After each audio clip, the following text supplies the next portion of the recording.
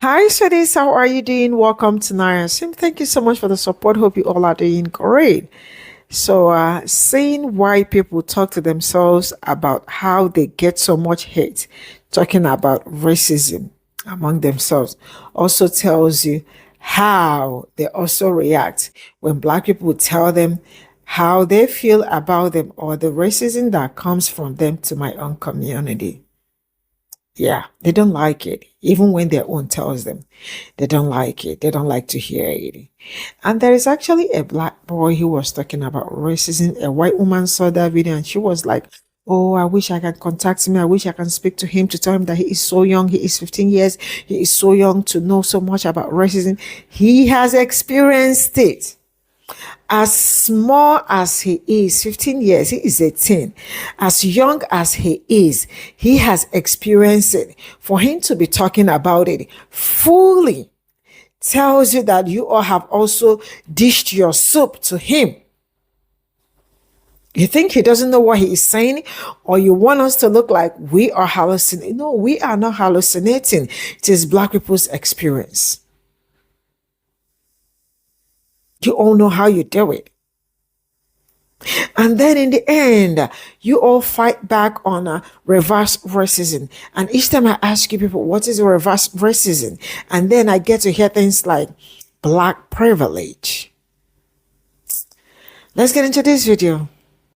Man, I tell you what, nothing makes racist white people more pissed off than me, a white person, trying to educate about racism and trying to educate about what white privilege is and all these things. And it's so funny because these same people will argue with me till they are blue in the face about how they're not racist and we don't live in a racist institution and Black and brown people have it so easy and racism doesn't exist anymore.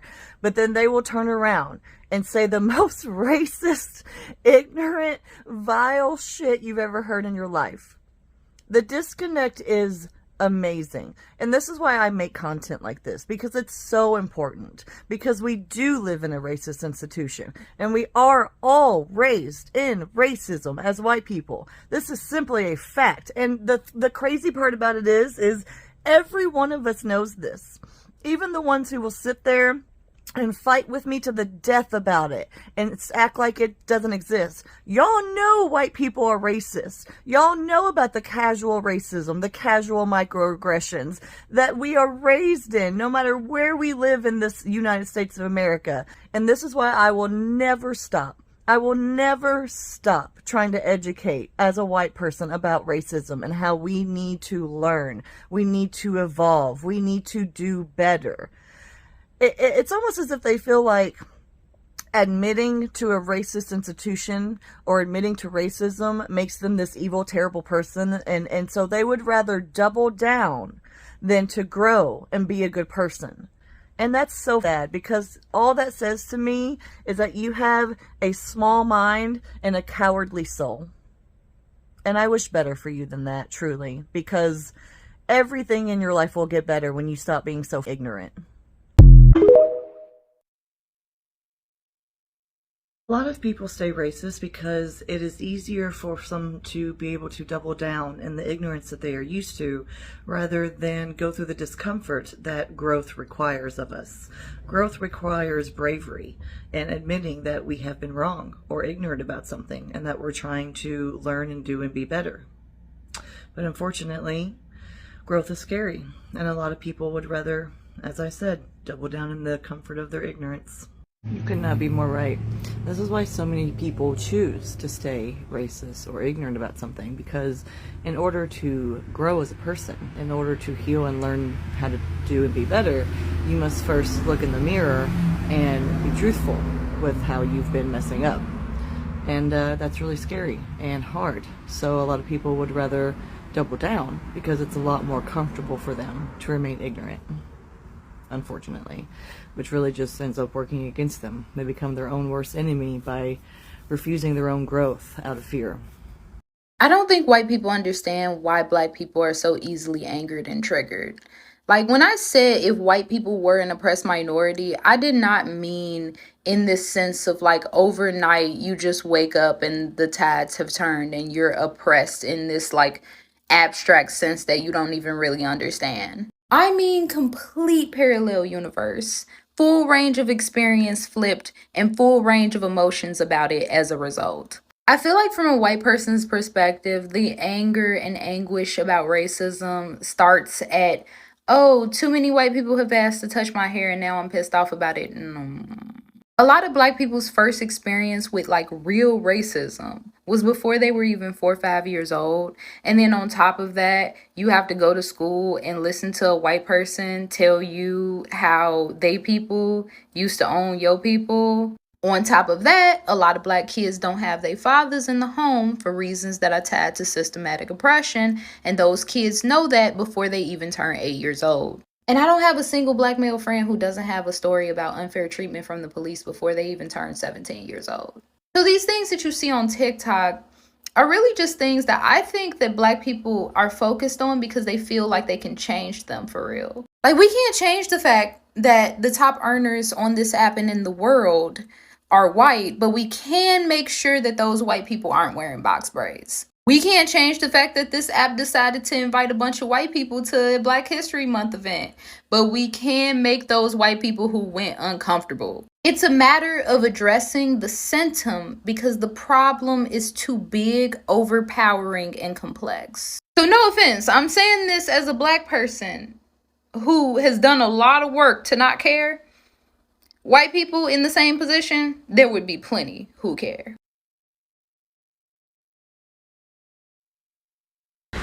Well, I guess to put it simply, we don't. There's a lot of stereotypes out there. And there are some white people that do have hate. And it's usually because of a stereotype that they think all people are the same and they dislike that.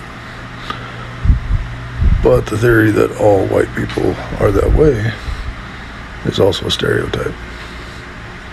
So we got to be careful about stereotypes, and we got to be careful about what we listen to and what we believe, because a lot of it's not true. Take care.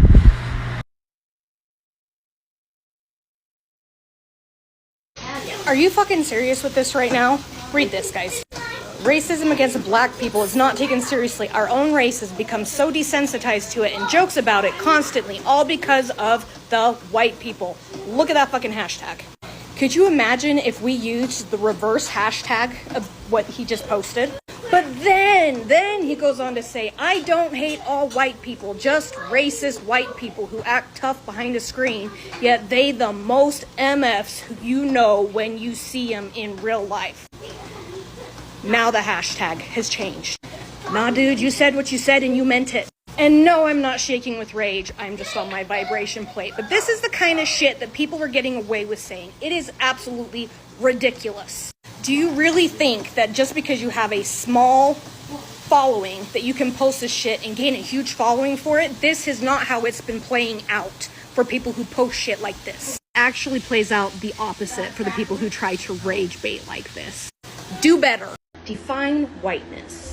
This commenter came on a post where I was bringing awareness to a black content creator that had a hashtag that was calling for violence against white people. And I was basically saying this is not okay. It's not okay to act this way. It's not okay to put this stuff out into the world. And they want me to define whiteness. I was just crawling into bed to take my afternoon nap because I am scheduled to work tonight. And if I don't get docked, I will have to work all night. But Hillebranch, it is very simple. I will define whiteness for you. It is simply the color of someone's skin. The amount of melanin that their genetics allow them to have. I'll define blackness too. It is the color of their skin. It is the amount of melanin that their genetics allow them to have. Being white is not defined as being racist, being a white supremacist, being all the things that the black community likes to say about white people. There is good and bad people in the white community. And being black does not mean that you are ghetto, that you are living in poverty, that you are uneducated, all of those things. It's literally just simply the color of your skin. The color of someone's skin is just one very minute aspect of who a person is. Let's normalize judging people on their character, their actions, their ability to take accountability, how they treat other human beings, not just judging them based on the color of their skin. Using hashtags like that boy used shows his character or his potential for character, or the character that's been teaching him the community that he's been in. I tried to reach out to him personally and to explain to him that the behaviors are not okay, all those things, because he's 15 years old and very impressionable and being taught things that are not going to help him in the long term. So that is my definition of whiteness and blackness. It's beyond skin color, and I am so sorry that people out in the world can't seem to see beyond skin color. I hope you can start to see beyond skin color. Do I hate white people? You know, I have been sitting with this for a long time, not just days, not just years, but my whole entire life. Processing, reprocessing, trying to understand how I truly feel, not just about racism, not just about history, but about white people, like, as a whole. And I'll be honest with you, I don't truly believe I hate white because hate is not in me. But what I do feel, what I carry, that's real. And it's heavy, because trying to process how I feel about y'all on a daily basis is a mental and emotional battle that I don't think many white people could survive. It's not because I want to feel conflicted, it's because y'all made me feel this way. Not just one or two of you, but the systems, the silence, the energy, the microaggressions, the blatant disrespect, the patterns that became too loud to ignore. Especially when there's only been a few white people in my life who have ever treated me with consistent, genuine kindness that didn't come with some other side.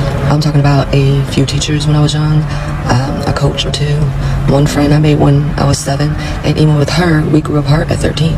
We still talk here and there and stayed in contact on social media throughout the years, but that tight physical connection never really followed us into adulthood. And I ask myself often, had we in fact did grow into adulthood with one another and stay friends while experiencing all of the horrific events I as a black person have experienced in the last, past 2 decades, would we still be friends? And the honest answer is probably not. Why? Because their social media platforms have been just as quiet and complacent as the rest when it comes to speaking out against what has been going on in the world outside of their small town world. So when I really stop and look at it, that list of positive, impactful white folks is real short.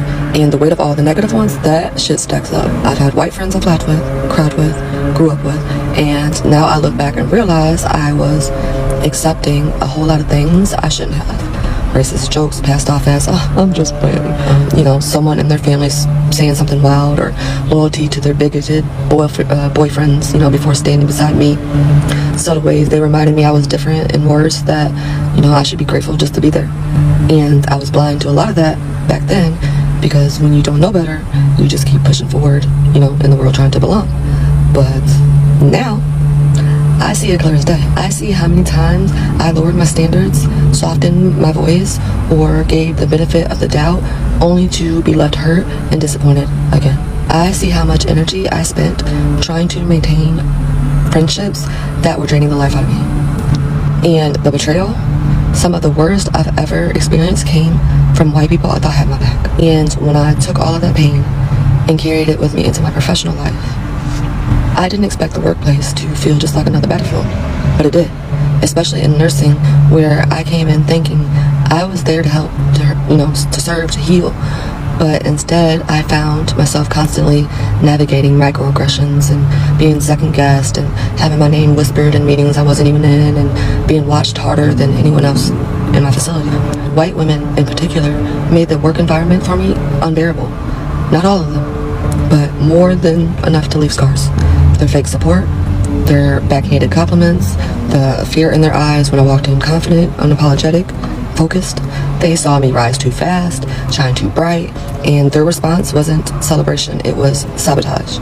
And on top of that, the patients, being called slurs while, just trying to take vitals, having white patients refuse to let me touch them, refusing care that could save their life, but just because it came from my hands, they refused it. And I'll never forget being, fired for doing the right thing, helping a patient no one else would help because she didn't want black nurses in her room.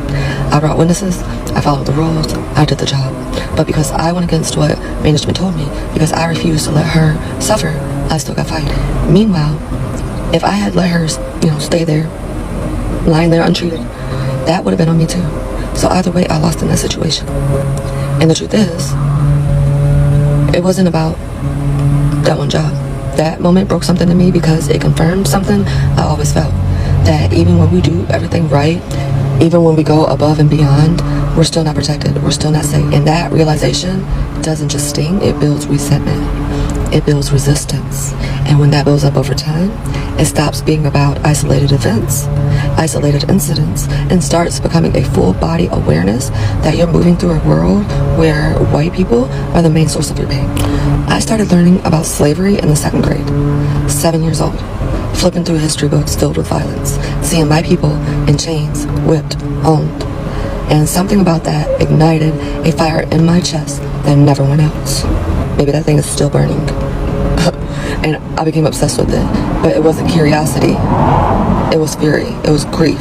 And every year since, that fire has just kept growing because I see how much of that history is still alive, just dressed up differently. It's not just textbooks, it's the way black people are still being killed by the police with no justice. It's watching white folks spread hate online under every post about black joy, black pain, black anything. It's the way they dominate the conversation, twist the truth, and center their own feelings when we talk about our trauma. It's about how they colonize everything, culture, language, land, hairstyles, etc., and still walk around like they're victims whenever someone calls them out. And don't even get me started on the everyday disrespect, the grocery store shoulder checks, the silent entitlement, the road rage, the way they expect you to move for them in public like the sidewalk belongs to them. These little things, they add up. They remind you daily that they expect this world to bend to them. And if you don't bend with it, oh, you're the problem. Not them, you're the problem. I've been in therapy for years now, and I wish I could say it's been all about healing from childhood or unpacking relationships, but the truth is, when I'm not talking about my own family, I'm talking about white people. That's how deep this runs. That's how often they find ways to insert themselves into my peace and try to disrupt it. And I'm trying, I really am, to stay positive and open, to not let hate live in my heart, to not become the very thing I despise. Every single day, I try not to see white people the way they have historically seen me, as less than, as a threat, as disposable. I fight against that urge because it's not my nature. I'm not built to hate. I come from people who survived, who endured, who held onto, dignity in the face of dehumanization. But my spirit is tired. Tired of being the only one, out here doing the work. Tired of seeing the same behavior over and over, being told just to rise above it. Tired of having to explain what should already be understood. And I keep hearing, oh, not all white people. But let me ask you this. How many is enough to do the damage? How many more do we need to be harmed by before it stops being just a few? The Bible says, what's in you will always come out. And over the years, I've learned that when things get uncomfortable, when things, when pressure hits, and when accountability knocks, what's in a lot of folks is the same entitlement, fear, silence, fragility that we built this country off of our backs. And just like I carry my ancestors with me, y'all carry y'all's too. And unless you're doing the daily, uncomfortable, gut-checking work to separate yourself from that legacy, not performatively, like, most of y'all on social media, on TikTok, but intentionally, I don't feel safe around you. I don't trust your silence. I don't respect neutrality. Because neutrality in the face of racism is complicity, period. So, do I hate white people? No. Or any other race of people for that matter that sees black people as less than. But do I hate the way white supremacy has shaped the way y'all move? Yes, I hate the comfort y'all sit in while we break our backs to prove our humanity. I hate the emotional labor we're expected to give while we get crumbs of anything in return. And if you're listening to this as a white person and your first instinct is to feel attacked, ask yourself what makes my pain feel like an insult to you. Because this isn't about guilt, it's about truth. And I'm done sugarcoating everything to make you guys feel better. So yeah, this is me, still trying, still hoping, but no longer hiding how I feel. If you really want to stay with us, start by standing in the discomfort of what this world has done to us and what y'all keep choosing not to see. But that's it for today. If you felt something with this, sit with it. Don't run from it. Let it teach you something. Because I'm not here to make you, comfortable. I'm here to be honest. So. I'm not sure who needs to hear this today, but reverse racism is not real. I know that makes you feel uncomfortable. I get it. It used to make me uncomfortable too. But I am asking you kindly to sit with me for just a minute and let me explain why reverse racism is not actually a thing. This was a tough thing for me to learn many years ago when I started this process of like deconstructing all of these things that I realized I had up here in my own noggin and here in my chest. We tend to use racism and prejudice interchangeably.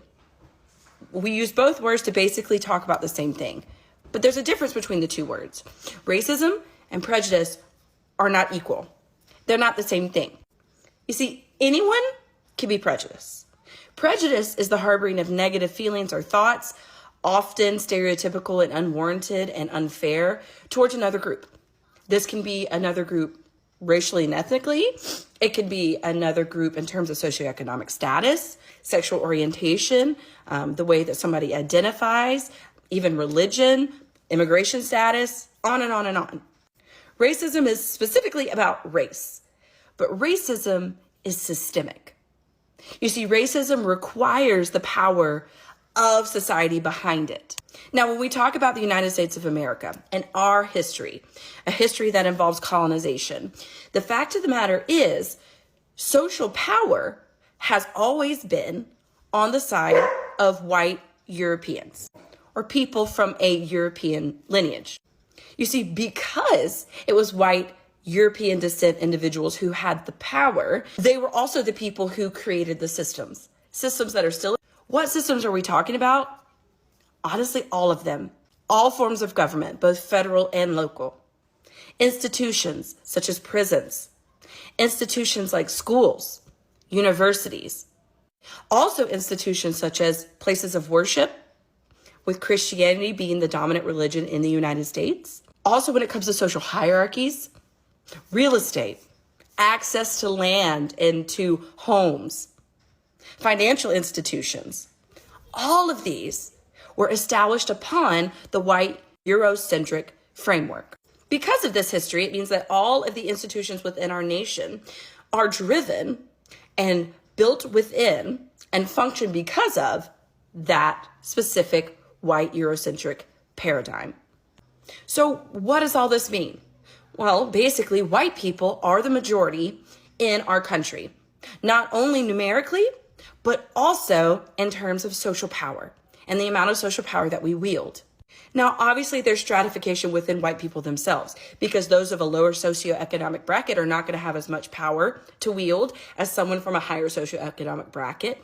Men, historically speaking, have higher power to wield than women, but white people are at the top when it comes to social power because of the way our country was established and all of our systems were created.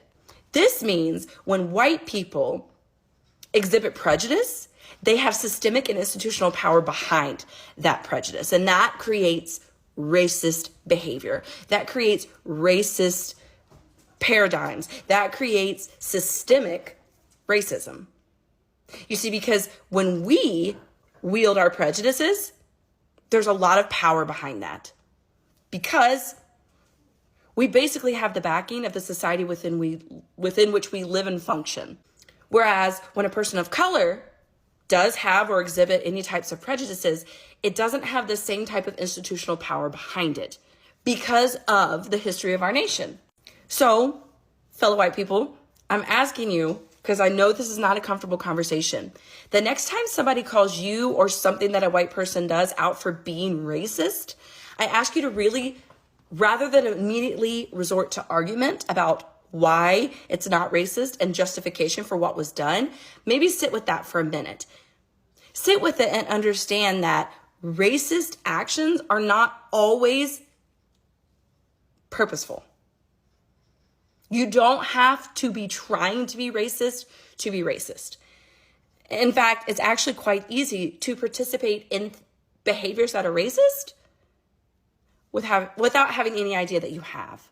So when a person of color calls us out on that and says, hey, hold up, or maybe even another white person says, you know what, I've learned that this is problematic. Rather than immediately wanting to defend ourselves, we need to understand that there's some validity there, right? This is something that perhaps we need to sit with a bit and do some work on. It's really easy to point fingers and cast blame somewhere else and say, yes, but they're racist too. But the thing is, like we've explained, people of color here in the United States, given our social framework, are not racist. They can be prejudiced, but it does not wield the same ramifications as prejudice and therefore racist behavior on our part. I am not an expert on these things by any means, but I am learning a lot. And I wanted to share that because I've been seeing a lot in comment sections lately about reverse racism. And it's kind of a pet peeve of mine because of what I've learned about it. So I'm just asking you, even if you disagree with me, to take into your thought bubble these words, do some pondering on it, and maybe do a little research, learn something. Because I promise you, if you're willing to just try to learn, you're going to be better for it. At least I think so. Anyways, I hope you have a beautiful evening. I'll see you later. Bye-bye.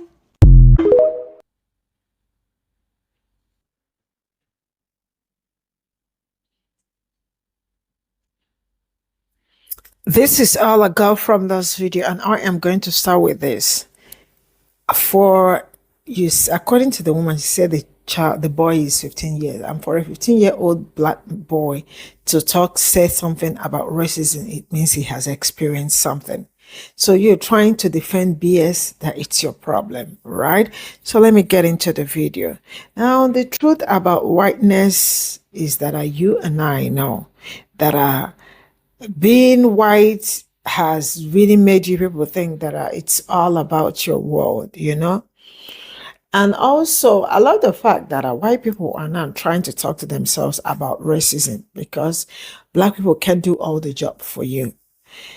Talk to yourselves about how racist is majority of you and how you all, when they tell you about how bad you all behave, the next thing we'll hear is reverse racism. Who told you about reverse racism? What do you know about reverse racism? What is a reverse racism? And that is when you get to hear things like black privilege. And each time I ask myself, what is black privilege? What is black privilege? But then if I ask you, would you switch skin tone with me for a day? You would not. Because if I have that privilege that you know so well that it is something everybody want to have, trust me, you will switch.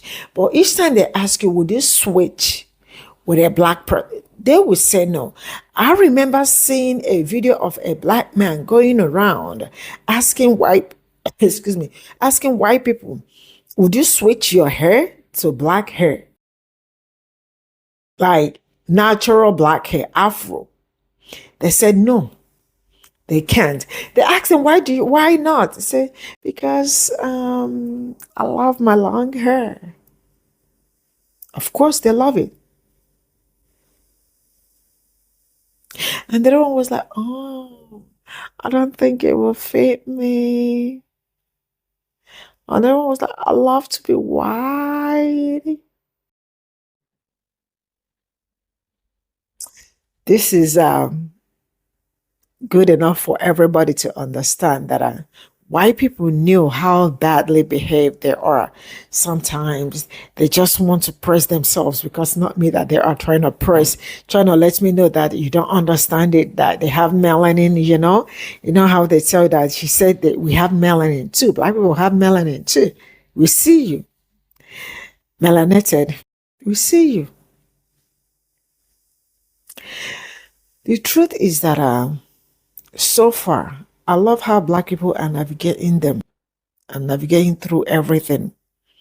What they thought was going to damage them, black people, did not damage them. They survived, and they are surviving, and they are moving forward.